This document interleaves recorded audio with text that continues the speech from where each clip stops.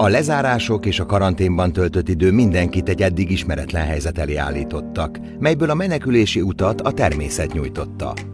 Túrázók ezrei húztak bakancsot, és a városi parkok is színültig voltak kikapcsolódásra vágyókkal. Ismét fontossá vált a kérdés, és mi mindezt hagyjuk elpusztulni. Még szép, hogy nem. Ezért is létezik az EU kohéziós politikája.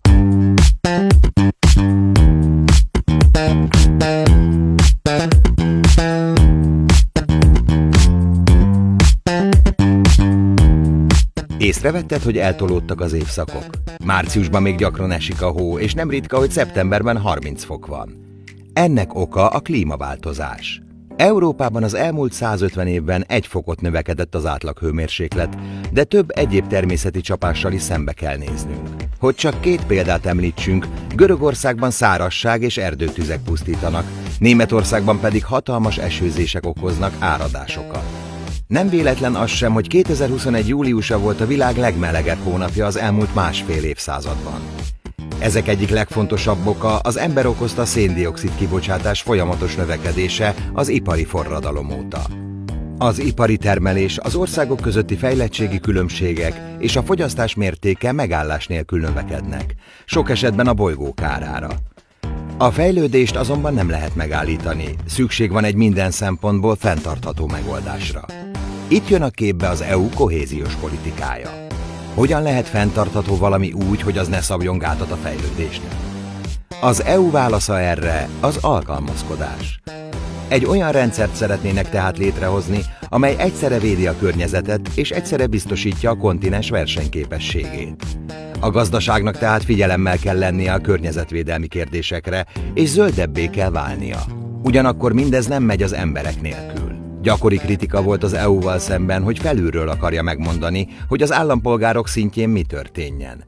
Éppen ezért az Unió úgy döntött, hogy bevonja a regionális és helyi szereplőket is, sőt, ők elsőbbséget élveznek majd.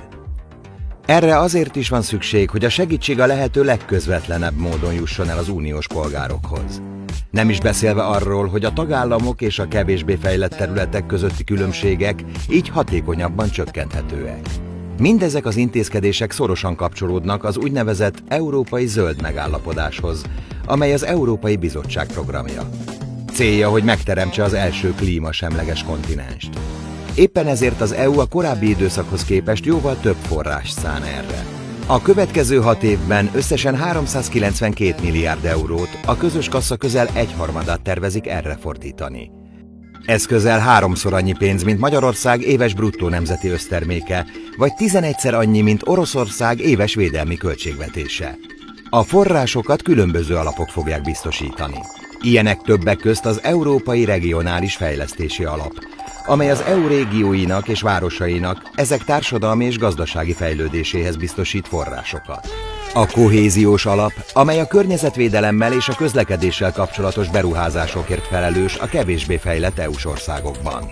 Az Európai Szociális Alap Plusz, amely a munkahelyteremtésben és egy méltányos és társadalmilag befogadó társadalom kialakításában segítkezik. Valamint a Méltányos Átállás Támogató Alap, amely a klímasemlegességre való áttérés által leginkább érintett régiókat támogatja, úgy, hogy a bolygó megvédése mellett senki ne szenvedjen hiány semmiben. 2021-től nagyobb költségvetéssel és a korábbi időszakok tapasztalatait felhasználva vág neki az EU a következő időszak kihívásainak.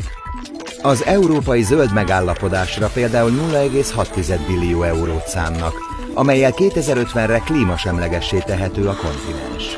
A legközelebbi célok, hogy 2030-ra 55%-kal csökkenjen az üvegházhatású gázok kibocsátása, a közlekedés és az áruszállítás károsanyag kibocsátás csökkenjen 90%-kal, és a mezőgazdaság alkalmazkodni tudjon a gyorsan változó éghajlathoz. Ezekhez kapcsolódva 2021-ben Magyarország az első között foglalta törvénybe, hogy 2050-re eléri a klímasemlegességet. Jelentős módosításokat hajtottak végre a fenntarthatósággal kapcsolatos kohéziós politikán. Javítottak a kommunikáción, érthetőbbé tették a működési rendszert, valamint hatékonyabbá tették az ellenőrzést is. Jelenleg tehát minden adott ahhoz, hogy az Unió a koronavírus válságot követően közös tervezéssel, munkával és odafigyeléssel elindulhasson az újjáépítés és a fenntartható fejlődés útján. Nem kisebb a cél, mint egy zöldebb, okosabb és versenyképesebb Európa megteremtése. Ez pedig veled kezdődik.